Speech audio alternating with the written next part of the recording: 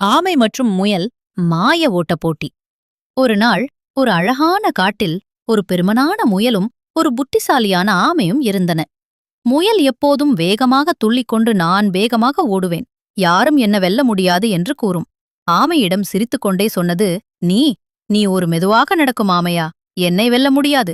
ஆமை சிரித்து சொன்னது, நான் மெதுவாக நடந்தாலும் ஒருபோதும் கைவிட மாட்டேன். அதுக்குப் பிறகு காட்டில் உள்ள விலங்குகள் ஓட்டப் போட்டி நடத்த முடிவு செய்தன. போட்டி ஆரம்பம். அனைத்து விலங்குகளும் ஒன்று சேர்ந்தன. யானை ஒரு பச்சை கொடியை தூக்கி காட்டியது. முயல் வேகமாக ஓடிவிட்டது. ஆமை மெதுவாக நடக்க ஆரம்பித்தது. முயல் பாதி வழியில் திரும்பி பார்த்தது. ஆமையோ மெதுவா வந்து கொண்டு இருக்கிறது.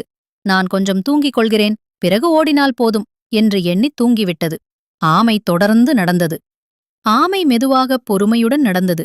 சிறிய விலங்குகள் எல்லாம், வா ஆமையே, நீ ஜெயிக்கப் போகிறாய் என்று ஊக்கமளித்தன. முயல் எழுந்தது. முயல் எழுந்தபோது சூரியன் மறைய ஆரம்பித்துவிட்டது.